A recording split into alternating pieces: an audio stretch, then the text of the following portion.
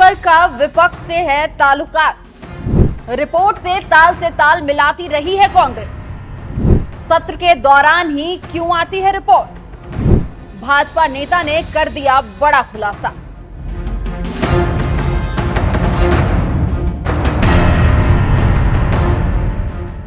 नमस्कार, मैं खुशबू राय, आप देख रहे हैं एनएमएफ न्यूज।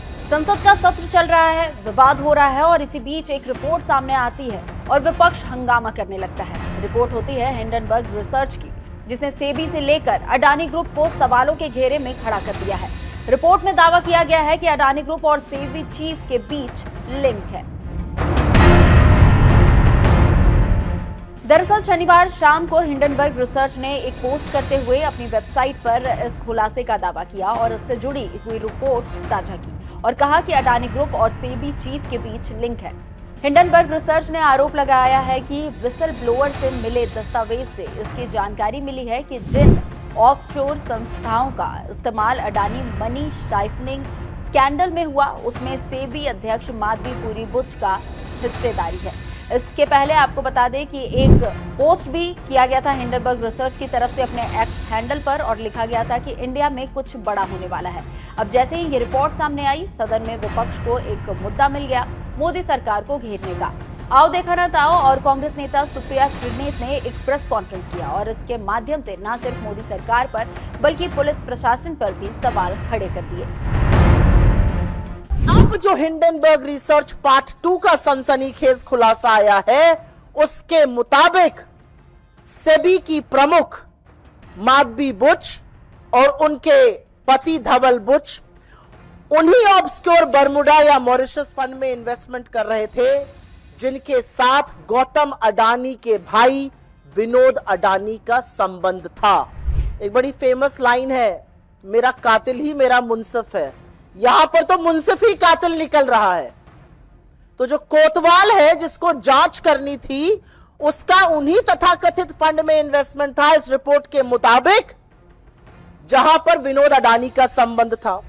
तो अब एक स्वतः सवाल उठता है कि क्या अडानी महाघोटाले की जांच इसलिए नहीं हो रही थी क्योंकि जिसको जांच करनी थी, इस रिपोर्ट के अनुसार, इस रिपोर्ट के मुताबिक वो कहीं ना कहीं उसमें संलग्न थी। इस पूरे खुलासे ने सेबी चीफ, इस देश की सरकार और इस देश के प्रधानमंत्री नरेंद्र मोदी की इंटेग्रिटी को तार तार करके रख दिया है। इससे पहले की बीजेपी, और वो कर रही है, नाम अडानी का आ रहा है, नाम सेबी का आ रहा है, नाम माधवी बुच का आ रहा है, नाम ब्लैकस्टोन का आ रहा है।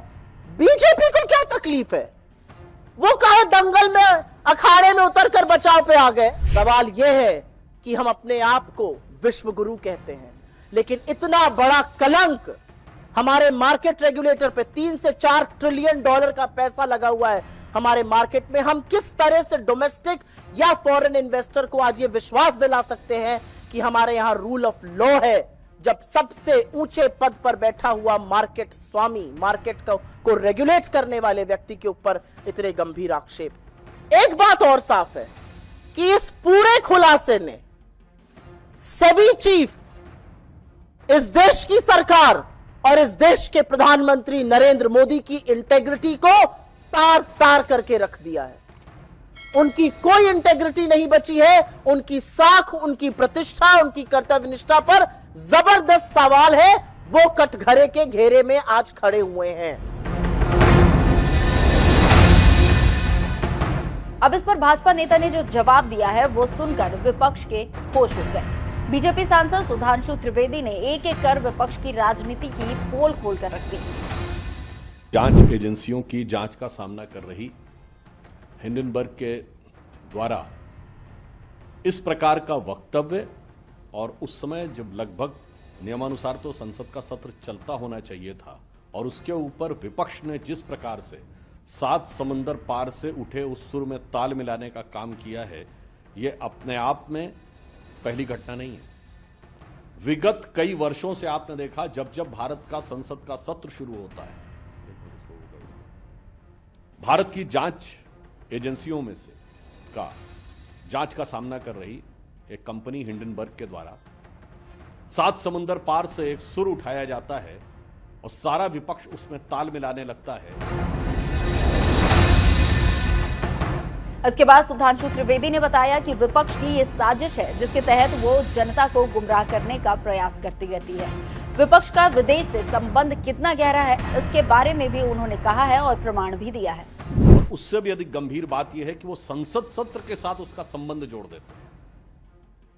पूछना चाहता हूं विपक्ष से कि इसका अर्थ यह हुआ कि को ये पता था कि संसद सत्र के दौरान ही वो रिपोर्ट आनी थी, और ये मैं इसलिए देश के प्रबुद्ध लोगों से कहना चाहता हूं, विगत कई वर्षों से जब जब भारत में संसद का सत्र चलता है तब तब विदेश में कोई ना कोई रिपोर्ट छपती है। याद करिए, बीबीसी की डॉक्यूमेंट्री संसद सत्र शुरू होने से ठीक पहले आई थी। जनवरी में हिंडनबर्ग की रिपोर्ट बजट सत्र शुरू होने से ठीक पहले आई थी। कभी रिलीजियस फ्रीडम की रिपोर्ट आती है, कभी किसानों को लेकर कमेंट आता है विदेश से, तो कभी ग्रेटा थनबर्ग का स्टेटमेंट। ये सारे सीक्वेंस जाके देख लीजिएगा, संसद सत्र के दौरान ही आते हैं। और आज बरबस विपक्ष ने जब संसद सत्र का विषय उठाया तो ये और साफ हो गया कि इसका मतलब ये संदेह बहुत गहरा हो जाता है कि सीमा पार से विपक्ष के कुछ ऐसे तार जुड़े हुए हैं कि भारत के हर संसद सत्र के दौरान एक अव्यवस्था का वातावरण उत्पन्न किया जाए।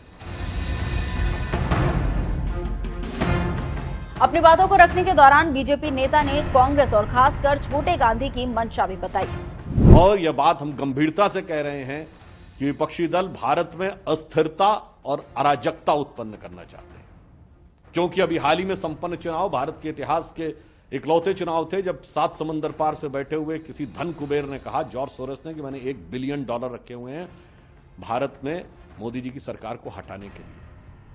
कोई एक घटना होती तो किसी देश का बयान आ जाता है, तो कभी कोई रिपोर्ट आ जाती है। अब इसके बाद गोलियों की तरह सुधांशु त्रिवेदी ने कांग्रेस पर ताबड़तोड़ सवालों के बौछार कर दिए। पूछना चाहता हूं कि आप ये कर क्या काम करना चाहते हैं, और मैं जिम्मेदारी के साथ कहता हूं, सिर्फ फैक्ट सामने रख रहा हूं। हमेशा कांग्रेस विदेशी कंपनियों के साथ क्यों खड़ी रहती है? आज से नहीं, 30-40 साल पहले से। यह बताइए, 1984 में यूनियन कार्बाइड के एंडरसन को इन्होंने हवाई जहाज में बैठ के भगाया था। यूनियन कार्बाइड के साथ कौन खड़ा था? कांग्रेस। बोफोर्स के साथ कौन खड़ा था 1987-88 में? कांग्रेस। अगस्ता वेस्टलैंड के साथ कौन खड़ा था? कांग्रेस। चेक पिस्टल्स वाली कंपनियों के साथ कौन खड़ा हुआ था? कांग्रेस। और बीबीसी के साथ कांग्रेस, हिंडनबर्ग के साथ कांग्रेस, और मैं फिर भी कहूंगा राहुल गांधी जी एक ब्रिटिश कंपनी में काम भी कर चुके हैं जिसका नाम था बैकऑप्स। तो आज हम विपक्ष से पूछना चाहते हैं कि विदेश की संस्थाओं और विदेश में छपने वाली चीजों में, और आपको ध्यान हो केजरीवाल जी ये भी बोल चुके हैं कितना मुश्किल होता है न्यूयॉर्क टाइम्स में छपवाना, ये वर्ड है उनका ऑन रिकॉर्ड। तो मैं पूछना चाहता हूं एक लाइन में कि विदेश के संस्थानों से यह कौन सा याराना है कि भारत के आर्थिक संस्थान के हर विषय के ऊपर आपका निशाना है। तो देखा आपने किस तरह से कांग्रेस द्वारा मोदी सरकार को घेरने की कोशिशों पर बीजेपी के फायर ब्रांड नेता ने धोकर रख दिया। खैर, जो रिपोर्ट सामने आई है उसे लेकर राजनीति तो खूब हो रही है, लेकिन आप इस पर क्या राय रखते हैं? कमेंट कर जरूर बताएं और खबरों से जुड़े रहने के लिए NMF को सब्सक्राइब कर लें। नमस्कार।